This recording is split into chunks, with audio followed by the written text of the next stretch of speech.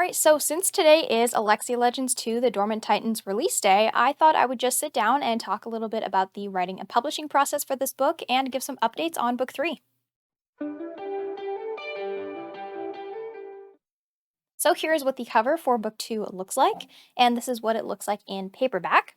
This bar across the cover obviously will not be there for anybody who purchases a real copy of the book. This is just because it's a proof copy.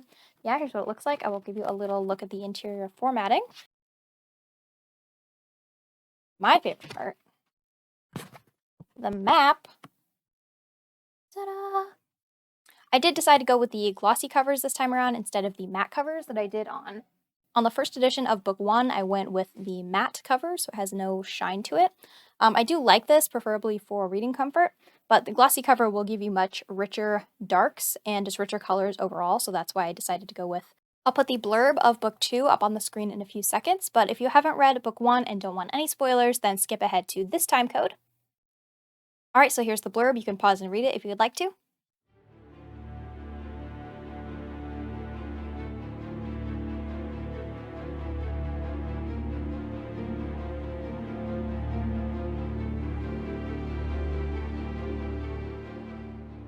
So The Dormant Titan is available in both ebook and paperback on Amazon. You can find it in the links down below this video in the description box. I have decided for the first couple of months at least to go exclusive to Amazon with the ebook.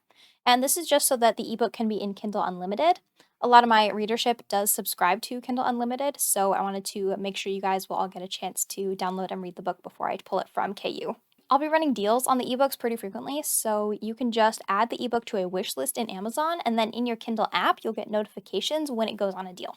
Along with the Dormant Titan, we also kind of have a special double release day going on today because the second edition of The Delinquent Crown is also coming out today. Very exciting for me. So this is what book 1 looks like in paperback. As you can see, it is very green and very shiny. That is kind of the downside of the glossy covers. It gets all this glare. So I'll move on to the writing process a little bit. The writing process for Titan was something that I kind of experimented with a lot. It was sometime during editing that I got Scrivener, and I think it must have been during developmental edits, so that would have been around my second or third draft. I started drafting Titan right after Crown's release day, so that was mid-September 2019, and I finished the first draft on May 8th, 2020. At this point, I was not writing every day, so out of those total 214 days, I had about 128 writing days. The finished first draft of Titan ended up being 77,903 words, giving me an average of about 608 words per day. Now, the final draft that is published is exactly 102,500 words, which, pleases my perfectionist nature to no end, that it's exactly ends on 500. So you can see how much it really did grow after all my edits. I did a whole video talking about my first draft process for this book, so I will link that up in the cards if you'd like to go watch it. But there were definitely a lot of life things that interrupted me drafting this book for the first couple drafts. When I started, I pretty much had no idea how long writing this book was even going to take me.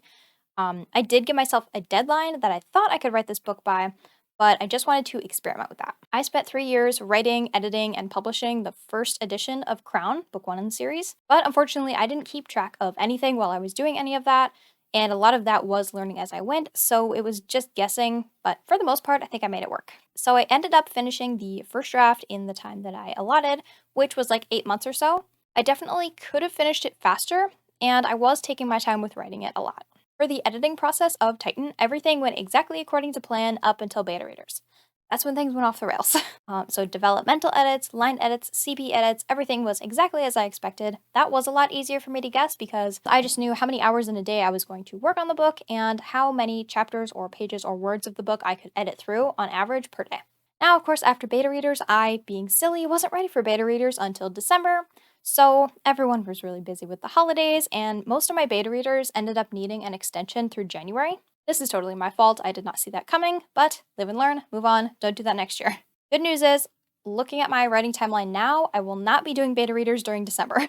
So, like I said, after beta readers is where my plan kind of fell off the rails. The book ended up needing bigger rewrites than I was expecting. I think I've talked about this a lot in another video as well, which I will link up there. I had a problem with a main character's arc that I had to fix, and there was a lot to do to fix it. And then the other main character's side of the story also needed some adjustments, partly because of that, but also partly just because of some other issues that I had. But that one was a lot less fixing than it needed. So I ended up moving the first 6 or so chapters around, kind of shuffling them. And then I also added, I think, 2 chapters to that first, 6 chapter section. And that ended up just needing a lot of rewrites for those first, that would be the first 8 chapters at that point, which of course resulted in changes needed all throughout the book because of the wonderful butterfly effect. Not gonna lie, it was a lot, but I got through it, and I think the book's better off for it. No, the book is definitely better off for it. So when I made my plans for this project, which was before I even wrote the first draft, I was just guessing that I could get the book out by late June of this year, 2021. So 3 extra months really isn't that bad in the grand scheme of things, and I think overall it went pretty well. And bonus, now I have a better idea of where things can go wrong and what things might take me more time than I thought. Okay, on to book 3 plans, the most exciting part of this video probably. Book 3. Book 3. It's still really just exciting and a little weird to say that because I've just been thinking about book 3 for so long. As anybody who's watched a lot of my videos will know, I am a big outliner. I call myself an extreme outliner or an extreme plotter.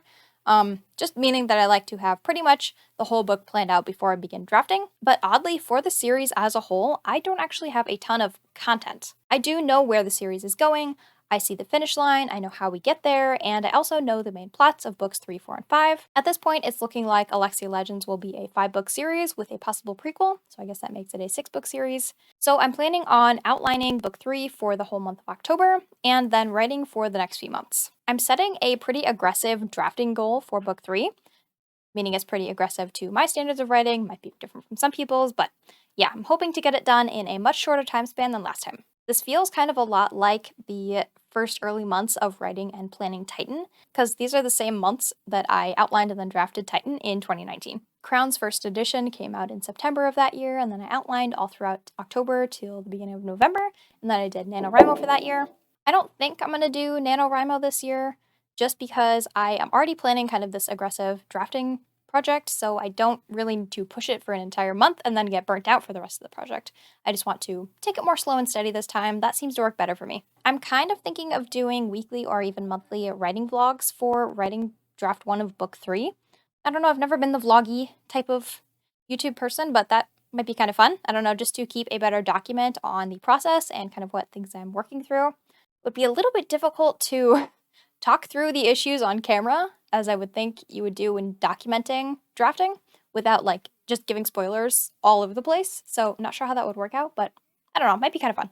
I'll have another video in the next couple of days where I'm going to review the KDP hardcover of one of my books, which is very exciting for me. This is a brand new thing that they have just introduced. I was not originally planning on doing hardcovers for these books right now, but literally a week before release day, KDP let me try out the beta for their print-on-demand hardcovers, so of course I said I wasn't going to do it, but then I stayed up until 1 o'clock in the morning formatting a new one for Crown and then ordering it so that I could be the first person to have one, because I just need one, okay? It's happening.